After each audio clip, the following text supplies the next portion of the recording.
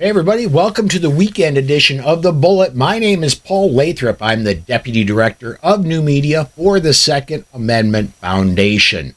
Joining me today, we've got Beth Alcazar of the USCCA and Dan Waz of the Loaded Mic Show.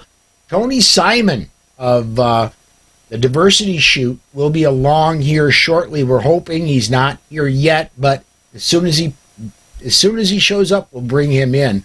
Beth and Dan, thanks for joining me today, man.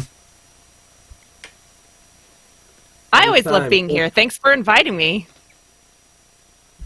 It's always a blast. Thanks, Paul. You betcha. We've got a lot of stuff to cover today. And before we get going, I want to mention that, I've started this week. Twitter dragged me. It reached out from 2010, dragged me in. And I was told that I need to diversify the social media platforms I work on. Twitter reached out, dragged me in, and you can now, if you want to be a part of the show, you can not only can you comment on the Facebook and the YouTube videos if you'd like, you can, if you're on Twitter, you can use the hashtag Bullet Podcast, and you can use that to get your comment in on the show as well. Well, if you have a comment you want to make, we'll get it on the air and we'll talk about it. What I want to talk about first today, folks, and it seems to be starting from the first of the year, this has been our lead story every week. More and more states are going permitless or constitutional carry. This week, Indiana made it official on Tuesday. Indiana is going to be permitless carry or constitutional carry, if you prefer, starting July 1st, and there are still two states that are in the running in Georgia and Nebraska, and I think both of technically three. There is a bill in Maryland that could make Maryland permitless carry, but I give that bill just about as much chance as me going past a buffet without getting any shrimp. That's just not going to happen. I really think we're going to end up with 26. We've got 24 now with Indiana. Let's start off with you, Dan. What do you think, man? I think it's fantastic. It's a great success now that we've done this, and we're reaching a tipping point. When we get over 25, that'll be a great milestone, and it'll drive the anti-gunners bananas, which is just a little benefit that we get out of it. But the real thing that I think we need to be concerned with is that these constitutional carry states, since they're no longer going to be requiring permits, a lot of gun owners may opt out of getting a permit, and that would seem likely. So the only concern that I have at that point is that people who may opt out of getting a permit will possibly have traveling issues when they go to other states. Now, I'm not advocating for permits, but I'm saying that in the current condition we're in, if you want to travel, you do need some sort of permit in most states. So I just wanted to present that so people are aware and get your guys' thoughts on it. Well, I have to say that I'm super proud of my home state, Alabama, for being number 22, finally, after about 10 years of pushing for constitutional carry. And yeah, within our different organizations that are pro-gun, whether it's the DC Project, whether it's Bama Carry right here in Alabama, we're still trying to share with our members and with anybody who will listen that it's still a very important thing to get that permit for those of us who travel, to also, make sure that we're legal crossing those borders where it gets a little touchy or a little tricky. And I think that, unless we had national reciprocity or constitutional carry across the board, I think that's something that most of us are going to support no matter what. Alabama is interesting because we also passed the lifetime permit, I guess it was now 2 years ago. So I guess I'll go ahead and get my lifetime permit, pay that money, and then also celebrate constitutional carry and hopefully be able to travel to most of the states, including the states that I've gotten other permits for, like the Utah permit, the coveted, Arizona or Florida, to make sure I'm trying to collect as many states as I can. Yeah.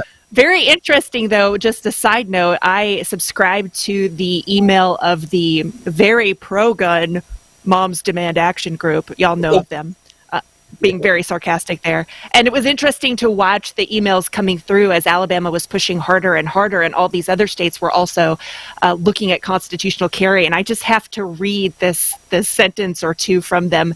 They were claiming, as we were pressing for our support of our natural right to have a gun, here's what the Moms Demand Action group said, that the state senates are working under the cover of darkness to support the NRA's desperate agenda. They passed extreme legislation that would allow permitless carry and punish local law governments that attempt to pass common sense public safety laws. You've got to love, Dan, you've got to love the language of that. I mean, talk about twisting words and spinning it. Yeah, the same people that are with Moms Demand have to be the same people for the National Association of Gun Rights, because the language just fits so well together.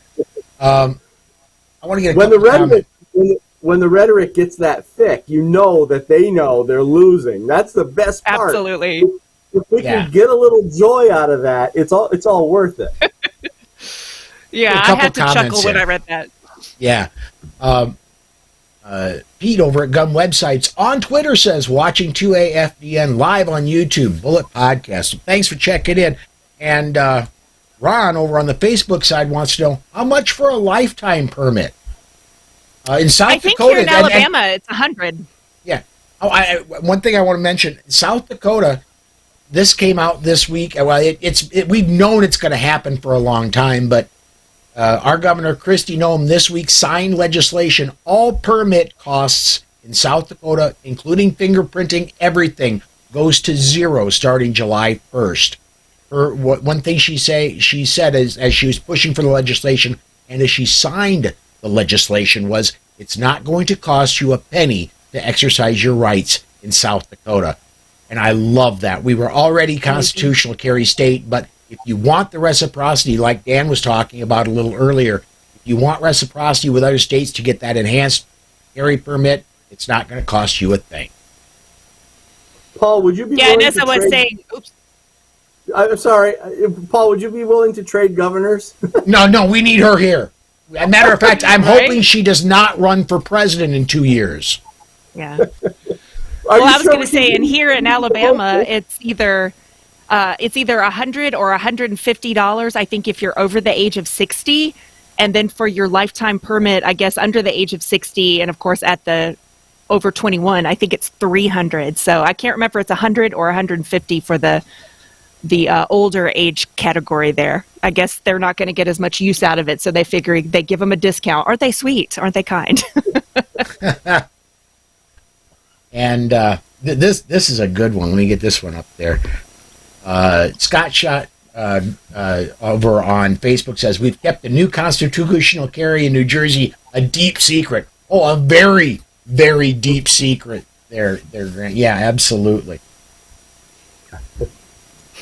But you know what? I'm hoping that come late May, early June, when traditionally the spring decisions come out of the Supreme Court, we're going to have a lot different picture than we have right now in states like New Jersey, New York, California, Hawaii, that are may issue, and in Hawaii's case, generally no issue. I'm hoping there's a lot different picture once that Supreme Court decision in the New York State Rifle and Pistol Association case comes down. Yeah, we're looking forward to that. That's going to be a pretty big deal. Like Beth mentioned, state to state reciprocity. If that was ever to become a reality, that would probably be the best thing. Actually, the best thing would be a constitutional carry across the board. But the New York State case is going to have a huge splash, and I think we're looking pretty good. Actually, I think it was looking pretty good last time I heard. So I guess they heard the case now, and now we're just waiting to hear their decision at this point. Yeah, and then we really won't hear anything from the Supreme Court including any leanings or anything like that. We will not hear anything until the decision comes down. I was talking on the Bullet yesterday with Alex Uli. And that's generally, he says that's generally the way it works, is you hear when you hear and not before. Yeah. Could change everything. Yeah, absolutely. The last thing, as we're talking about permitless or constitutional carry, there are, as I said early in the show, there are 2 states that are really still in it. Nebraska, they're going to be working on it probably next week. I would expect within 2 weeks we'll have a yes or no from the legislature there. In Georgia, I would expect this week, if it's going to happen, it's going to happen this week in Georgia, and it's going to happen early in the week simply because Georgia, by law, has to have their legislature done by the 31st of March. Nebraska has more time. They've got until April 30th. But and then last one, Maryland, again, they're not. It's just, if I had to bet, I would bet the entire rest of my paychecks for the year. Maryland's not getting it this year, but they have a bill that's technically still live. It's stuck in a committee in the House, and they adjourn April 11th. So, and there's no companion bill in the Senate there. And just a moment of mourning for Florida. They failed it again, 3rd year in a row. Sabatini presented, the constitutional carry. The Republican legislature wouldn't bring it to the floor, wouldn't hear it. They dragged their feet. Representative Salzman, who's also a Republican, said that she wouldn't poke the bear. They were doing it because they didn't want it to conflict with their Marjorie Stoneman Douglas bill. And so, what a bunch of rhinos over there. And by the way, DeSantis said that if it made it to his desk, he would sign it. But unfortunately, 3rd year in a row, it didn't make it to his desk. It didn't make it for votes. And I would strongly encourage you, I've said this before, and I would strongly encourage you, if you live in Florida and your elected representative won't push constitutional carry forward, won't push permitless carry forward, primary them. It's your turn. Run against them. The worst case scenario, you'll win. The best case scenario, you're going to get 10 to 15% of the vote, and they're going to notice and say, hey, they're running on a single platform. They're running on gun rights alone, and they get this much of a vote, they're going to start working for gun rights. And Yeah, Paul, and I think like we say- did here in Alabama, we basically drove our representatives crazy, I think, because as I mentioned, we've literally been trying to do this for 10 years now, and with COVID and all sorts of craziness that kind of interrupted what our normal everyday processes were like, I think they just really got tired of hearing from us. We said, no, the people want this. You will pass this. You will listen, or there will be consequences. So like you said, Paul, the consequences will be, hey, you're going to have somebody running up against you, or people are no longer going to vote for you. And if you're not taking us seriously on this issue, obviously you're not taking us seriously at all. So I just encourage those in Florida not only to, hey, pay attention and put good leaders, or not leaders, good representatives in place, but also drive them nuts. Let them know that you're watching and you're serious. Call them, email them, text them, call them out on social media. They love that. Mm-hmm. Yes, absolutely. Wanting to comment in here real quick. Scott Schott, going back to constitutional carry, and if it goes nationwide, don't hold your breath. The no gun signs will have the force of law and be felony level. I'm pretty sure there'll be some kind of distance restriction around schools, not to mention recertifying 2 times per year, as the LEOs do, and some enormous fee like New York itself. It'll be screaming and kicking all the way back to SCOTUS, most likely. You know, the good news about that, Grant, is the SAF has lawyers. We've got really, really, really good ones. And we're ready to go when these lawsuits need to happen. So, yeah, you're right. New Jersey, New York, Hawaii, California are going to have to be dragged kicking and screaming into compliance. We're ready to drag them. let's go ahead and move on to our next one. This one just broke on Thursday. The AFT, as Joe Biden calls them, the Bureau of Alcohol, Tobacco, Firearms, and Explosives, has declared forced reset triggers now as machine guns. They just unilaterally declared it. It didn't go through any legislation. They just decided, well, now this is what we say. Now you've got to get a hold of us to get them turned in. And when I announced this on Thursday, the person on with it was Mike Pilarski. He went and called the people at Forced Reset Triggers, and they said, well, they may have declared it, but there's nothing behind their little letter. We're still open for business. Call us. We'll, that means nothing to their open letter means nothing. We're still open for business. We're still doing business.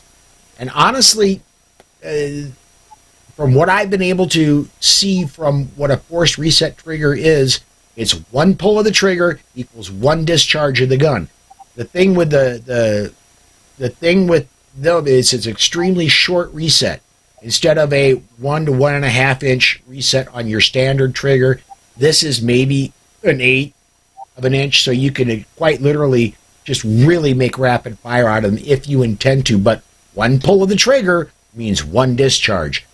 I'm not a lawyer. I don't play one on TV, but that looks to me like semi-auto. It really does, and you kind of have to wonder when are they going to start to also either limit or call out the folks that are super fast on that kind of a trigger.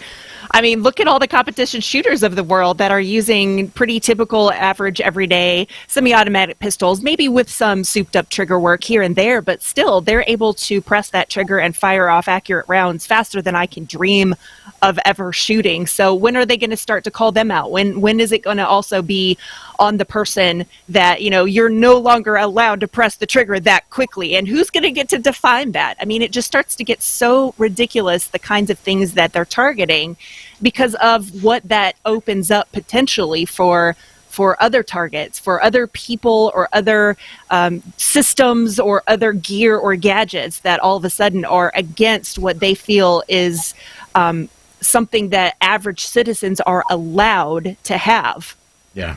They're gonna go right next. They're gonna say, Jerry Mikulik, you got to amputate your hands because you can't have that finger. Yeah. Yeah. Mm-hmm.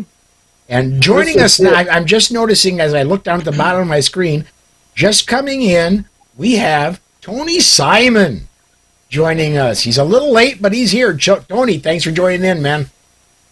Yeah, I developed a new personality. It's Late Man, and I was working on it. Yeah, I actually have shot these force reset triggers. We've had them at our events. They're a lot of fun, but you can hold it and shoot one round. Yeah. Ask me how I know, because I've done it. So it's still one pull of the trigger. It resets. So every pull is individual. They're trying to change definitions, and that's beyond their job scope. And it's about time because what is going to happen is they're going to have NRA square range rules, one shot a second. You know what I mean? It's going to become something. I think the next move after this is just to ban aftermarket triggers. Never think that there is a stopping point for them. Everything is leading to the next thing that makes banning, throwing obstacles up, and making it difficult to own firearms or accessorize firearms. They want to ban them. So they're going to do it slice by slice, piece by piece, until you have nothing but a blunderbuss. Maybe. And this is going to sound silly, but I promise you it's not. The lever action 30-30, there are people that can fire that nearly as fast as someone like me can fire a semi-auto. That will go away too if they get their way. Yeah, it's really not about. Isn't that the key?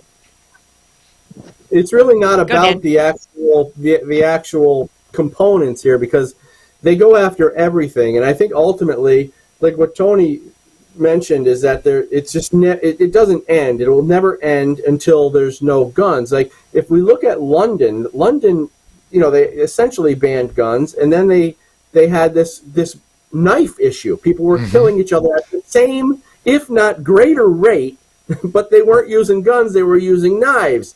So they started banning knives, and they had actual they have actual drop-off boxes where you can deposit your knife. So then I always wonder, well, what's next? If people can't defend themselves, they can't use a knife, they can't use a gun, will they be banning fists for self-defense? Yeah. Will you get arrested if you actually use physical force of your own body to defend yourself? It just never ends. And what it is, it's a way of controlling society a little bit at a time. That's all it really is. It's not about guns at all, frankly. It's about how quickly and easily will they be able to control society. Well, Tony, you nailed it, because you mentioned that, they're changing the language, they're changing the definition. Isn't that the absolute favorite methodology and the strategy of those that are against what we have or what someone else has? You just change the narrative, change the definition. Yeah. I mean, they've done this with everything in the last couple of years. I mean, look at definitions of, herd immunity. I hate to open up that can of worms, and we won't go there, but still, if you can control the language, the diction, the narrative, the information that people are getting, it's very, very easy to take more things away, because they're going to believe, oh, wow, it is dangerous. It does fall under that definition, when it doesn't at all, but they changed it. They got it now. They win. Every generation, whatever win they have became the new normal for the next generation. Understand, we were able to order belt-fed, water-cooled machine guns through the mail and have them delivered to your home. We've moved so far away from that. So, I mean, we can move back. Normally, we can move back. It only take a Soviet invasion. Don't rule that out, man. Putin is not stable. Telling you. Yeah. And my next point. Thank goodness that we were able to band together this past fall and winter and get going back even to last summer and get David Chipman out of leading the ATF, or the AFT as Biden calls it. Could you imagine how much worse this would have been with Chipman as the leader? Oh. Hey, there we go. Now I cannot, Tony. I got to say that is not allowed right now, simply because my South Dakota State Jackrabbit women are playing Michigan today for the first time ever, as they made the Sweet 16. So. Oh. I have nothing to do with sports. That's just the only thing that I have that says Wolverines on it. There you go. Wolverines is cool, but you cannot root for Michigan today. It's South Dakota State. It's first time ever in the Sweet 16. Sweatshirt was free. Say Wolverines, I'm like, I'll take it. There you go. One more story I want to cover, and this actually. The ATF, or actually the ATF, geez, I've got ATF on the brain. SAF commissioned a survey from the McLaughlin Associates polling firm, and I'm going to go ahead and get this. I'm going to get this work if I can find. There it is. I'm going to get this pulled up, because the big news out of the survey, there was of 1,000 likely voters throughout the country, and the big news is there it is. The question was, with where was the? I'm sorry, I got so many tabs open. When you see what is going on with Vladimir Putin and Russia's military's invasion of Ukraine, it is more important than ever for Americans to defend their Second Amendment constitutional freedoms, for law-abiding citizens to continue to have the right to own guns for their personal protection. When that question was asked, only 25.7% disagreed, 8.2% had no opinion, 66.1% said it, yes, it's more important now than it ever has been. And that, yeah, that's the great big news. push. The big push now is for people realize how important it is to become a gun owner. And it really started during probably the second half of the summer into the fall of 2020, after all the big left-wing riots. And we saw, I think it was about 8.4 million new NICS background checks. It was a huge number.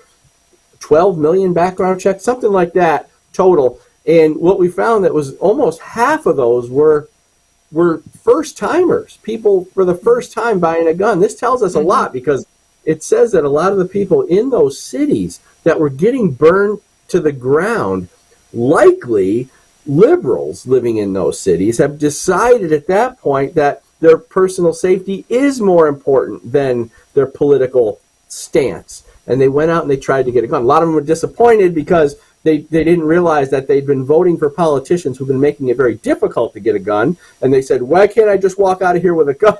And they didn't realize that because of their stupid voting, that's what we get. But the reality is that they finally realized, people are starting to realize that, hey, we're living in a time where there's a lot of violence. And maybe it's a good idea to be able to protect myself. Well, I think that started, too, with a lot of the different levels of unrest that were occurring within the last several years just here on our own soil. I think a lot of people started to look around and go, oh, wow, it's not just fighting overseas or fighting in some kind of war or something that is completely removed from me and my life and my community. People started to see that it was touching their lives and their communities, and that's where those doors started to open wide for new gun owners like Dan. I mean, the numbers of new folks filling out the forums and purchasing guns is just remarkable and exciting for those of us in the gun community that, you know, our numbers are increasing. But now that this event has happened worldwide, I think people are seeing, oh my gosh, it's not just unrest within communities or within groups of people. There's a very real possibility that some crazy leader or someone in charge in another country could do something rash and terrible like this. And so that's just solidifying even more that, wow, guns aren't necessarily a bad thing. And more so than that, I should have one. And that mentality needs to be nurtured and welcomed by our community. And hopefully we can continue to point them in the right direction for training and resources as well. Sure. Now, as someone that welcomes these people into the community and actually host events to get them in, what we really need to work on is getting them voting for that right. It's great you own the thing, but let's get you fighting Now for what? the right to own the thing. And that's where we run into a problem, and I've talked about it before, between my first gun purchase and me becoming a Second Amendment advocate is 20 years. We can't wait that long for these people. We have to motivate them to get involved. We have to let them know what's at risk. But we have to invite them to the range. You can't just talk to a bunch of strangers that you don't have anything in common with yet and try to get them to change the way they vote or even change party affiliation. So what we need to do is work on them, let them know what's happening, let them know who's standing against them, and go, you know, when you can replace that, I mean, in New Jersey, you can replace your Democrat in a primary. You can replace your anti-gun Democrat or your anti-gun rhino in the primary. You have to put in work, and you have to stress that. Work has to be done for you to own this thing. You can't sit back and donate $35 a year and think you're done with the fight. So that's what the next step is. Congratulations, lots of new gun owners. Next step. Yeah, Tony. Don't get me wrong. Thank you for the $35 if you're donating that to the SAF, but Tony's right. You need to do more. Yeah, but the problem is, and I totally agree, Tony, that's a great point, and I've been thinking about that a lot, is that, you know, there's a lot of times Democrats will, at least they say they're gun owners, some of them are, but it's that political ideology that seems to take such a strong hold on some people, that's the thing that we have to break through, because yes, they might enjoy owning a gun, they might realize that a gun is important, but it's still that political ideology that they really are attached to. That's a tough one, and I'm not sure how we're going to break that, because some people just will not vote Republican. If they're a staunch liberal, they just will not vote. They'll want a gun, but they won't vote Republican just because of the ideology that they've been conditioned into. So where do we go with that? That's the thing we might be able to talk about. We don't try to make them vote Republican. Don't even attempt it. Not Nope. going to happen. So what you do is make them vote pro-gun Democrat. Make them find out there's such a thing as a pro-gun. If you're one, there's obviously one that can run for election, or they themselves. Remember, right now, Moms Demand and Bloomberg is pushing grassroots candidates on a local level, and they're funding these themselves, regular people that are Moms Demand proponents, or whatever you want to call them. We have to do the same thing. We have to not see every Democrat as an enemy. We have to find pro-gun Democrats. We have to make it toxic to support gun control, politically toxic. It's going to take work. It's not going to happen overnight, but neither do these Supreme Court cases. You know what I mean? How long did it take these things to get to court? So we have to be in for the long fight. We have to not call people liberal snowflakes and libtards and all of that and think somehow you're going to bully them into voting Republican, because it's not going to happen. Well, that's true. We're going to have to work at it from that end. We're going to have to go, listen, you want your stuff? Because your boy Cory Booker is always going to vote for every gun bill that comes down. Every one. And so does Menendez. You want to change that? And that's conversations you have to have. And when I host events in Jersey, I'm like, I can't tell you who to vote for, but I'm telling you who's voting for gun control. You might want to change that, especially if come primary time. It's in your hands. Well, what's going to happen? What are we going to do? I'm not voting Republican. Vote for another Democrat. Fire this guy. Let them know what your stance is. Your hill to die on is the Second Amendment. You believe in the other platforms that the Democrats have, but Second Amendment is your thing. You want to own your guns. And if that person can't stand up for that civil right, next person. You have to convince them that can happen. And I think I guess my question is, are there any Democrats who will support Second Wow. I haven't seen any. Well, if they're not, vote Libertarian. There's always an option, and we have to keep telling people that. There's always options. You don't have to vote for the dreaded Republicans. You don't have to vote for the dreaded Democrats, because me personally, where I'm at, the Republican I have is a rhino, and he votes for every gun control bill that comes through. He knows me now. He knows me. And I think, too, with all of this education for people, I know it doesn't happen overnight this way either, but show people the actual votes, show people what these folks are saying and what they're doing, and skip the party. Just say, that's irrelevant right now. I want you to look at what they're saying, what they're doing, what they're voting on, or what they're voting against. And, maybe allow that to sink in on another level, so that we're not so much voting party, we're voting what people we can put in there to best represent us. And I know that's really hard to separate. And there's a lot of studies and research out there that show us that your political affiliation is basically in the same part of your brain and activates the same part of your brain as your own personal belief system and value system. So you can't just rip that from one another. You can't separate that. So maybe we just nurture it in a slightly different way by doing what you guys are saying. Look for the actual facts, look for the actual results, and don't be so scared of the name or the party, but be strong and firm on your decision to not compromise on your civil right to protect yourself and those that you love. Maybe that builds from there, but it's still hard. But yeah, you can't make it a party thing. I serve as a election poll worker, and for years, almost 20 years now. And we're discussing at the table Democrat versus Republican with the other member of the Republican Party that's at my table. And I was like, hell, this is Jersey.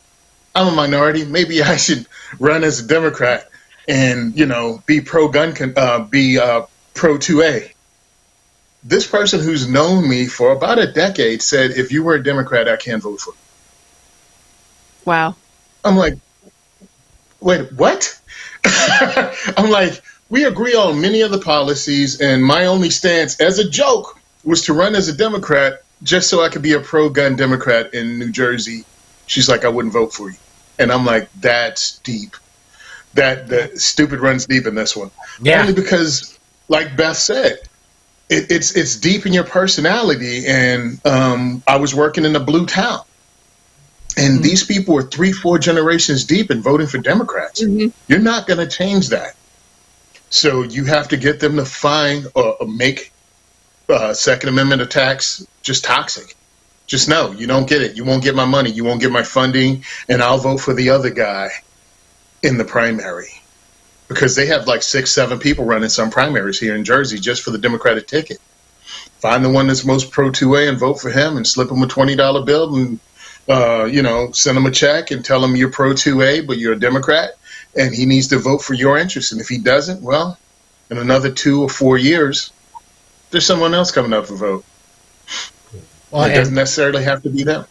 This is totally off of this. This is nowhere near the show notes that I made for today. But Tony, you're New Jersey, and I want to talk a little bit today about, and I cannot remember the gentleman's first name, but Durr, the guy that defeated Sweeney in New Jersey. My understanding was that from the time the guy filed until the general election, he spent like somewhere around $2,000 for his entire campaign. He was a truck driver. He campaigned part-time, and he knocked off the president of the Senate in New Jersey. All it really takes is you getting out there and connecting with people, and people being sick and tired of the politicians they have representing them to start with. It had to get to that point that people were sick and tired of them. Because in 2015, maybe 2014, I worked at getting Sweeney thrown out with a recall election. I was one of the thousands of people that were in New Jersey walking around in his area, knocking on doors, getting signatures, trying to get rid of him. This guy had terrified the people there. Oh, he'll find out that I signed this and I can't sign it, even though I agree with you. I had that multiple times. I'm union and I'll lose my job. Even the venue where we met up to go out to get signatures threw us out before the end of the day. The first one canceled 24 hours before we were to have the meeting. And then the next one threw us out before the end of the day. So we turned in our paperwork under the awning of a convenience store in the rain. The guy had all kinds of power in South Jersey, and it took another 10 years, almost 10 years for people just to get sick of him. That's how long it took. He was a power broker. Yeah. But then here comes a regular guy. He spends $2,000 and he wins the seat and takes it away from him. I'm surprised the guy hasn't disappeared in the trunk somewhere. Because it's his Jersey. It's what we do. Smeggy over on the YouTube side says he'd vote for Tony even if Tony ran as a unicorn. Awesome. Great. Unicorn party. That's right. And then one more here over also on the YouTube side. And for some reason, I'm not getting a lot of comments over on the Facebook side. They may be coming in, but my software just isn't picking them up. New York Outcast says, some people will always believe what they choose to, no matter what the facts are available. With the media, education system, and government making the abnormal normal, change won't be easy. Now, and we're not saying change is going to be easy. It's just going to take a lot of people doing a lot of work. And hopefully we're encouraging some people to do work here. Well, that's true. And the way the narrative is it happens over a long period of time and a lot of conditioning. No matter what it is, I mean, we can talk about any of the political, things that are going on right now. It's a narrative that's consistently pushed by the media and perpetuated over and over and over, because that type of conditioning really works, and it changes the way we think about any topic, and the way we think determines how we act. And the more conditioning we have, I used to listen to Tony Robbins, and Tony Robbins would say there are two ways to make someone believe something, either by catching them in a heightened state of emotion, like when you're a kid, maybe you fall off a cliff or something, you get hurt or something, whatever happens to you in that moment gets locked in your brain. But if you can't have the option of that heightened state of emotion to have something anchored, what they do is they condition you, and they do it with marketing strategies and techniques and stuff like that. Well, they do it in politics too. With whatever the narrative of the day is, it's pushed constantly, and until you start to actually believe it. And that's what's so dangerous. That's why, to go back to that point, it's going to take a long time to unwind this stuff, but we need the narrative to be in our favor, and we need the media to be on our side, because if we don't have those tools, we're not going to be able to help people, see the truth again. Absolutely. We're coming. I just looked at the clock. Got about 20 minutes left of the show. I want to get into. We've got a few more stories, and I think this next one is going to take up a lot of our time. So I do want to move on to this one. But folks, if you want to, keep comments coming, I'll try to keep getting comments come in. But next story I want to talk about. NSSF released an article early in the week.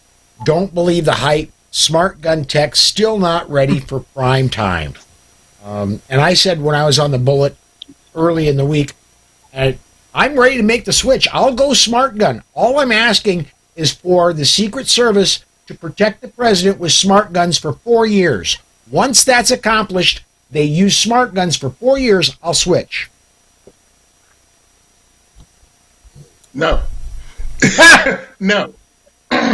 And New Jersey, big deal, right? New Jersey had the law that if smart guns went on sale anywhere in the country, that would be the only type of firearm you'd be able to buy in the state of New Jersey.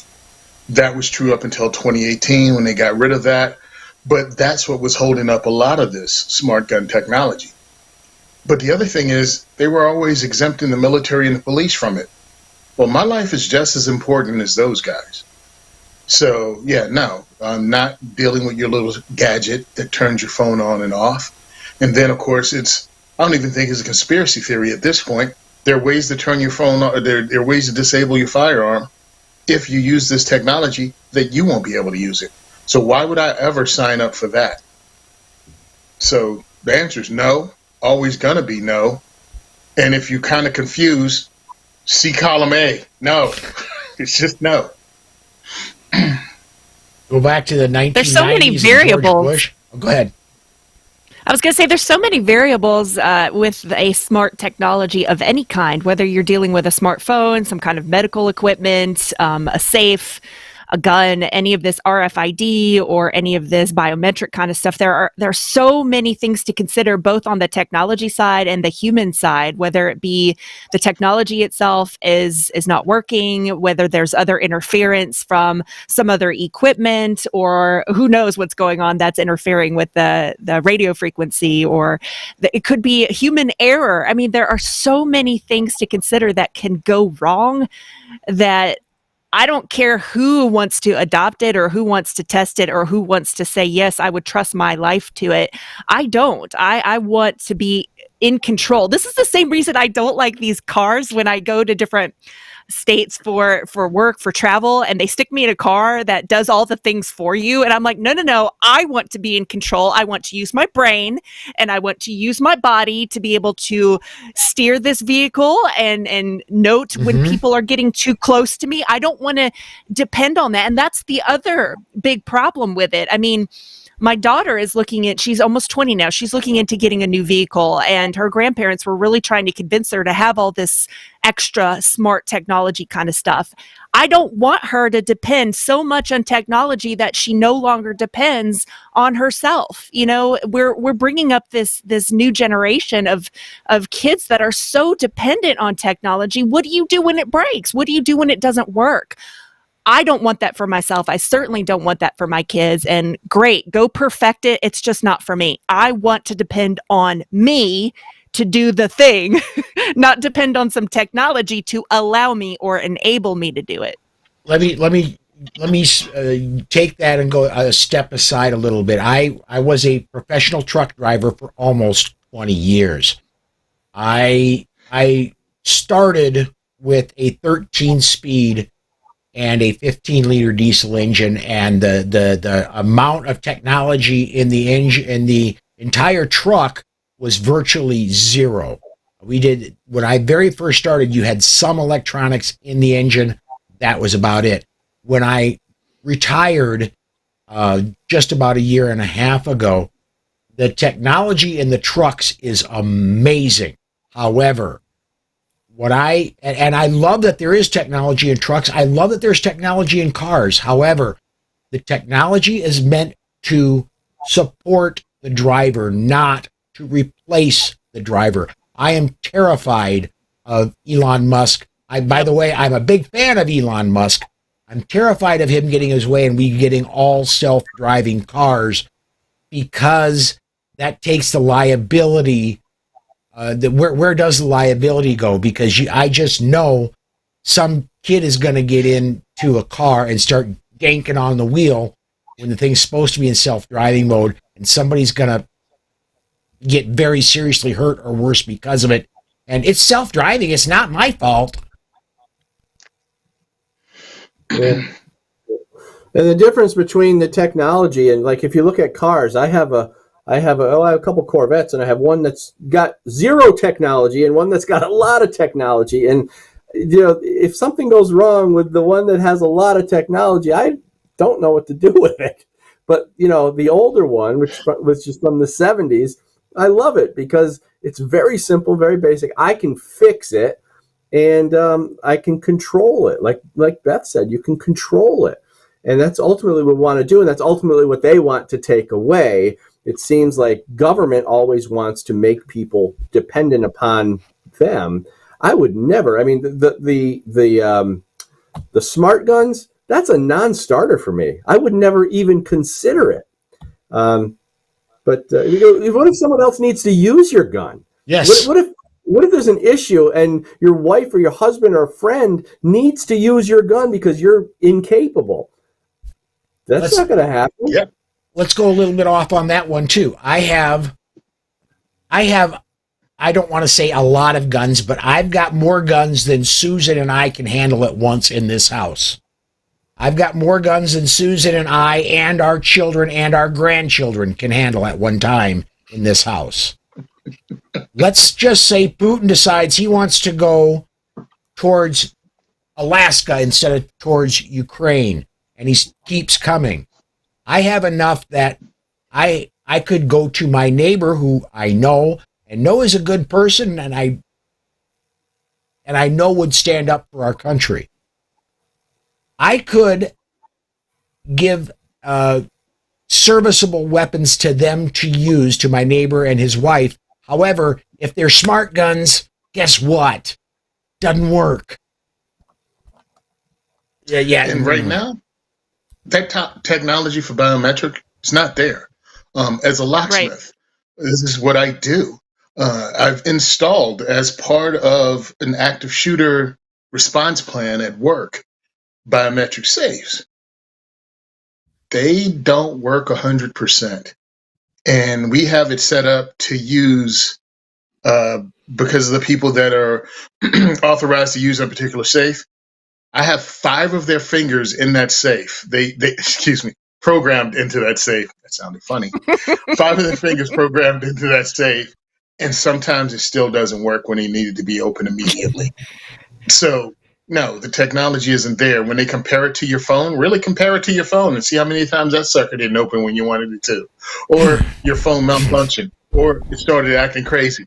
So, Well, yeah, and think too about when you're stressed and you're losing the dexterity in your extremities and your hands are getting cold, or maybe you're sweaty, or maybe whatever the conditions might be. Now you've got all those on top of what you're saying, Tony. So not only does it not work in regular conditions, what about these dynamic critical incidents where all these extra things are happening to you, your body, and God forbid, now you can't get to your gun, you can't use your gun. It's a brick, you can throw it. That's about it. That's all you can do. You can, smack them with it, I suppose, but I don't want to use my firearm in that way.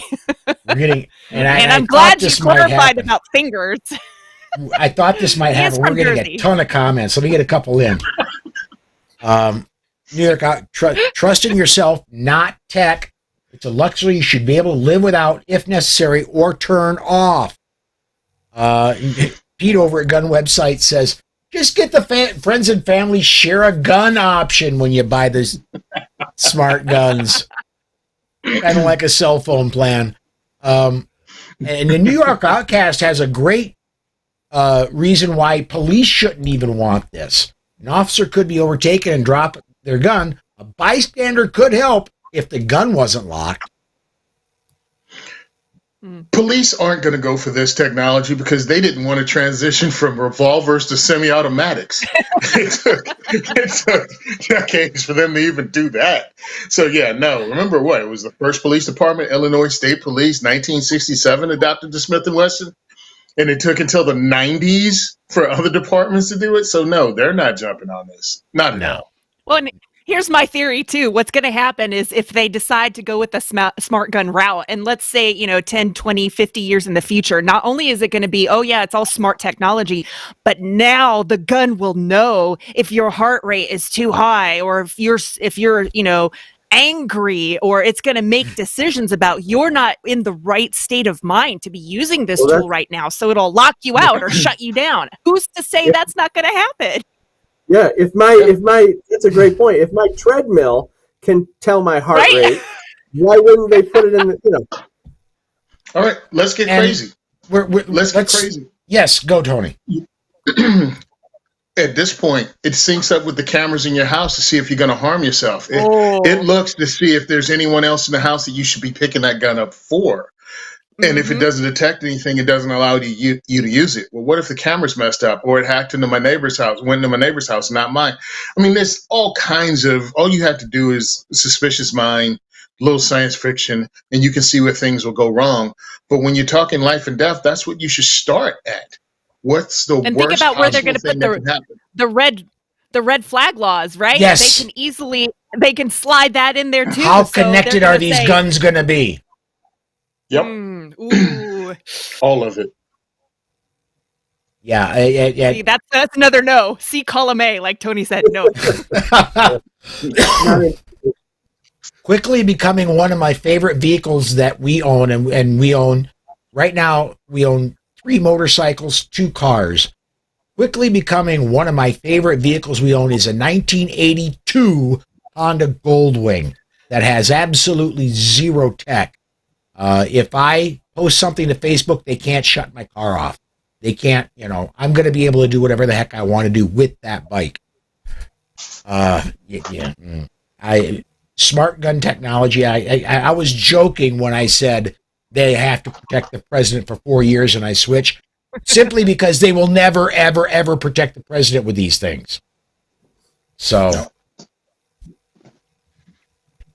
all right. Looks like we're kind of, and we've gotten, let me go look here. We're not going to be able to get all, since we've been on, we've had, almost 100 comments between Facebook, YouTube, and Twitter. We're not going to be able to get them all up. I apologize, but thank you, everybody, for commenting. That has been so far. We've got, 6 minutes left. I want to go one more and just talk briefly about Illinois Supreme Court has got FOID cards up in front of them again. It seems like every couple years, Illinois Supreme Court has to tackle whether FOID cards are legal. And I'm not an attorney, but the Heller decision said you have a right to have a firearm in your house. It doesn't have to be disassembled. You have a right, if you want to carry the thing in your house, the Heller versus DC's decision says that's okay. Illinois says you've got to have a FOID card before you can own a firearm, even inside your house. It's been back and forth between the Illinois State Supreme Court. It's back there again. We should be looking at a decision in the next several weeks. Anybody? Same thing in New Jersey. You cannot own a firearm here, purchase here, without having a firearms ID card. So I can't practice my civil right unless I pay the state a fee, have them do a background check, which they usually violate their own laws over. They have 30 days to get back to you. They make it a habit of taking longer than 30 days.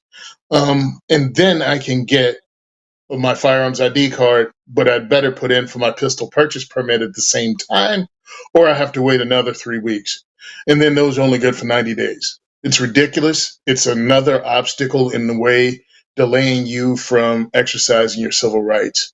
And it's BS. And it's already been proven unconstitutional, but they still hold on to it and cling on to it. They cling on to it harder than we cling to our Bibles and our guns. Absolutely. Dan or Beth, either one of you want to chime in? Go ahead, Beth. I don't have too much to say on this. It's frustrating for me. Luckily, we're not facing that here in the South, but it's amazing how many times I've gone to other ranges in other cities and just listening to the amount of steps or hoops or, check boxes that people have to have in order to either own a gun or own a gun with a certain amount of rounds or buy ammunition or all of the above. It's heartbreaking because all it's doing is keeping those law-abiding citizens or those responsible folks from having opportunities and having options to be able to do something that shouldn't be so restricted. But God love everyone that has to go through all of it. I can't keep up with it myself, and hopefully we're able to keep that madness from happening here in Alabama. But again, I see it with so many of my friends and colleagues and other 2A advocates that whatever I can do to lend a voice or lend a hand, because it's unacceptable. It's that intolerable act. Let's go dump tea. Yep. I'm against all of it. I tend to be a very no compromise kind of guy when it comes to Second Amendment. And our founding fathers, they didn't write into the Second Amendment the right to keep and bear arms as long as you have a FOID card, as long as you have universal background checks and serial numbers and magazine capacity restrictions. They didn't write any of that stuff into the Constitution. So I'm against all of it. I don't want any of it. The universal background checks, none of it. It works to stop violence. And all it really does, all this stuff really does, is work to stop, good people from being able to exercise their right. So yeah, I'm against all of it. We are coming up very, very quickly on the time we have. I'm gonna just have everybody, if you would, plug what you're doing, and Beth, I want you to specifically, if I don't want you to forget, you've got a children's curriculum you're working on. If you plug what you're doing and tell us a little bit about that as well, please. Yeah, well, I work with USCCA. We have a women's curriculum that's been out for several years now, and we've also behind the scenes been working on a children's and family curriculum. We're getting leaps and bounds closer to being able to launch that to our instructors, or pretty much any folks that are out there, any adults out there that want to learn more about, how, when, good times to approach this, good ages to approach this, and good things to share. So you can find me, of course, on social media. You can pop onto Facebook or Instagram. On Facebook, I'm Pacifiers and Peacemakers with Beth Alcazar, but also you can find a lot of the stuff I'm writing or a lot of stuff that we're doing on the USCCA's website. So whenever you have a chance, pop on to usconcealedcarry.com. Hopefully we'll see you there. All right. Dan, tell us about the Loaded Mike Show and anything else you'd like to plug along the way, man. Well, Loaded Mike Show is a blast. We have a web show called Loaded Mike at loadedmike.com, M-I-C, like microphone. And it's primarily a Second Amendment related show, but we talk about topics of the day, politics of the day. So it's a lot of fun. My co-host, John Chiara, my son, Danny Wass Jr., produces the show. We produce it here in upstate New York. We have a lot of fun with it. So loadedmike.com. And my book series, Good Gun, Bad Guy. People can check out Good Gun, Bad Guy. 3 books in the series, goodgunbadguy.com or goodgunbadguy.net. So, and thanks for having me on the show, Paul, and great talking to everyone today. Absolutely. And Tony, I'm glad to see that you took Charlie Cook's advice. You came out of your shell a little bit today, man. That's awesome. Tell everybody about diversityshoot.com and what you're doing, man. All right, diversityshoot.com. Come to diversityshoot.com. You see the work we've been doing in New Jersey since 2015. What we're doing is trying to grow the firearm communities by inviting all people, regardless of race, gender, religion, sexuality. We don't care. The Second Amendment is for everyone, and we want you to come out to our event. We'll introduce you to Second Amendment advocacy organizations. We'll introduce you to firearms. We'll have food. We'll have fun. We'll have raffles. And you'll leave meeting people that you didn't think you'd have anything in common with. And we break up that narrative, the anti-gun narrative that everybody who owns a firearm is a racist middle-aged white man that hates everybody that's not a racist middle-aged white man. So that's what we do. We try to grow the community by introducing people to firearms. Go to diversityshoot.com. You can support us by buying swag. We have T-shirts. We have Planet Lovetron shirts. And when you purchase one of those, the funds actually get split between myself and Aaron Paulette's organization's Operation Blazing Sword and Pink Pistols. Also, you can go and pick up our patch. We have a 2A4E bubble bath patch. And with that patch, it splits between myself and John Crump and the work we do in 2A advocacy. So my whole issue is to grow the community through grassroots advocacy, talking to people, meeting people, looking them in the face, shaking their hands, and making people understand that we have more in common than not. And the divisiveness is intentional. The divisiveness from the media, the divisiveness in your social media, all of that is intentional. So you don't realize we're all being manipulated by the same people.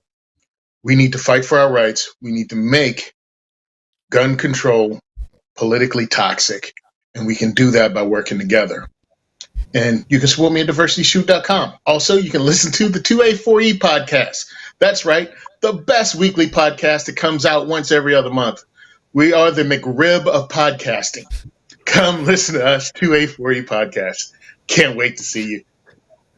All right. C&T Designs and Arms over on YouTube says, I've got to go back and watch today's show. Yes, you do. You absolutely do. Everybody, thank you for joining me. Those of you who've been watching and commenting and live, thank you very, very much. We're going to go ahead and shut this one down for today. I want to invite you, come join us again next week, 5 p.m. Central Time, Monday through Friday for the Bullet. And again, next Saturday, we'll be back here at noon Central Time. Thanks, everybody, for watching. We're going to shut it down for now. We'll see you on Monday.